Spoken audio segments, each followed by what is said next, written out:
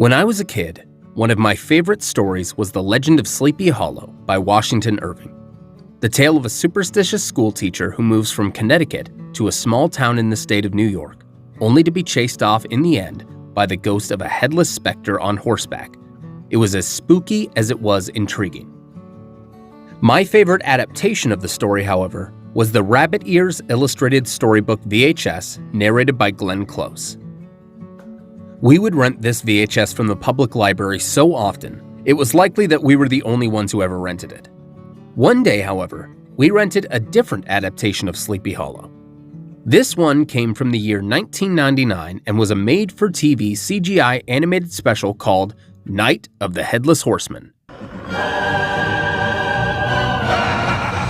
Now, I was used to the more family-friendly version by Rabbit Ears, with its brightly colored illustrations, calming music, and mysterious narration by Glenn Close. Night of the Headless Horseman, on the other hand,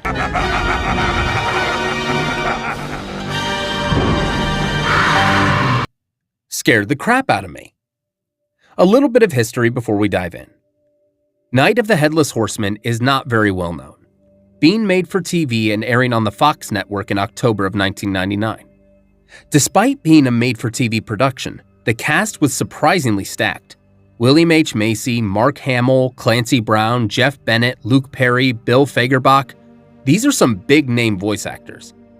The score, composed by Simon Sargon, was a lot more bombastic than the subtle Rabbit Ears production, though still more subtle than Walk-In. And while the Rabbit Ears production of Sleepy Hollow was spooky but charming, this one is uncomfortable. But let's not get ahead of ourselves. The Rabbit Ears version starts by telling the history of Sleepy Hollow, drawing the audience into a sort of calming, hypnotic trance. How does Night of the Headless Horseman start?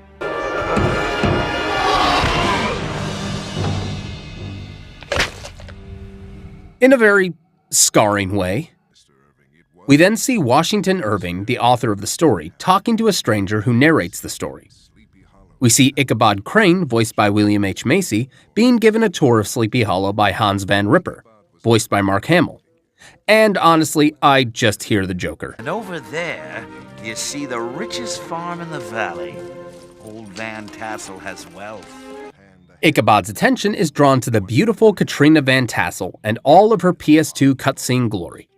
And it's here we meet the best part of this special, Brom Bones, voiced by Luke Perry, whose voice for Brom is so awful that it's actually perfect.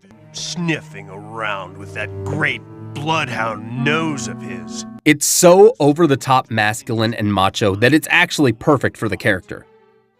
Katrina is pissed that Brom won't get serious and propose to her, and Ichabod sees this as a perfect opportunity to try and steal a stranger's girlfriend. Ichabod agrees to give Katrina singing lessons, hoping to woo Katrina, marry her, and in turn become heir to the Van Tassel estate and all its wealth. Yeah, we kind of forget that Ichabod was a bit of a dick. Anyway, you might have picked up on the main problem with this special. The animation. It sucks. I'm sure in 1999 for a TV special it was passable, but today, 26 years later, it's aged like milk. Also, while I appreciate the more spooky atmosphere and fall colors, did they have to make the environments look dead and rotten? I mean, the sky looks like someone smeared mud on the lens, for crying out loud. But anyway, later that night, while staying with the Van Ripper family, because Ichabod is a deadbeat bum, Van Ripper tells the story of the Headless Horseman, voiced by Clancy Brown, doing whatever accent this is. Yeah, I help you. I help you meet the devil! The soldier lights a fuse to a cannon which fires and... Yeah, this right here is when it was confirmed this ain't for kids. This special is surprisingly gruesome for a TV movie. Decapitation, blood, a couple mild swears, but the worst scene comes later. Ichabod is asleep in the schoolhouse and has a nightmare. And... yeah, just look.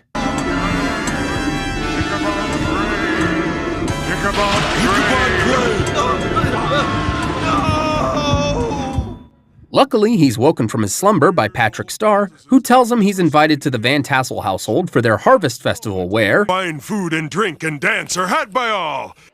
Ichabod goes to the party on a broken-down horse named Gunpowder, who, given the horrifying nature of this movie, I'm surprised didn't look like this, and attends the party where everyone dances like this.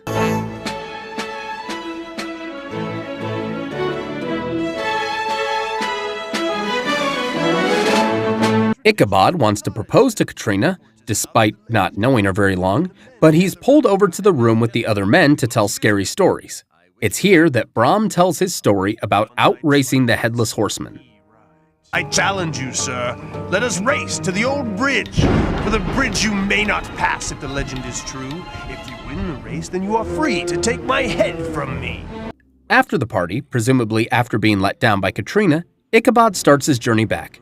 And I do have to give credit to William H. Macy. He actually does a pretty good job with the role of Ichabod. No, it's really thunder. Gunpowder, dear fellow, don't be afraid.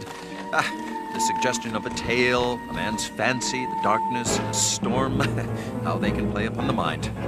But soon, he comes across the Headless Horseman, who chases him through the forest. And I gotta say, the theme of the horseman is actually pretty great in this.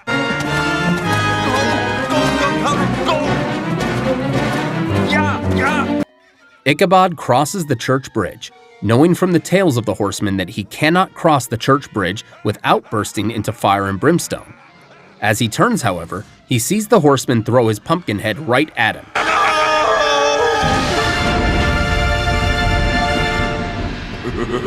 Much like the other stories, we get a sort of epilogue. Gunpowder is found at his master's gate, but no one can find Ichabod. We learned that Brom finally nutted up and proposed to Katrina, who was definitely using Ichabod to make Brom jealous. But again, Ichabod is kind of a dick, so it evens out. Everyone is terrible. We cut back to the narrator talking to Washington Irving. He says that Ichabod was never seen in Sleepy Hollow ever again. Now, the original story implies that Brom dressed as the horseman to scare Ichabod, and Ichabod fled Sleepy Hollow and moved upstate, where he became a justice of the 10-pound court in another part of New York.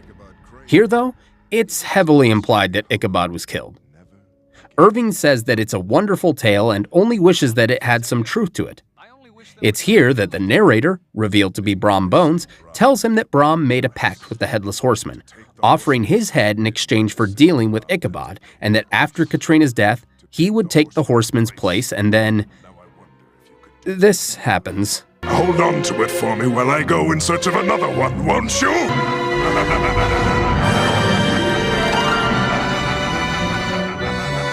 What the hell was that? And that's Night of the Headless Horseman. It's not good, but it's not bad either. Most of the voice actors do a good job, the style is interesting, if not a bit clunky and awkward, and man, what they lack in subtlety, they deliver in freaky scenes. I actually think the janky animation actually makes these scenes even more uncanny and terrifying. You can find this special online for free if you want to check it out. Let me know what you guys think. Did you ever see this special? Did it freak you out?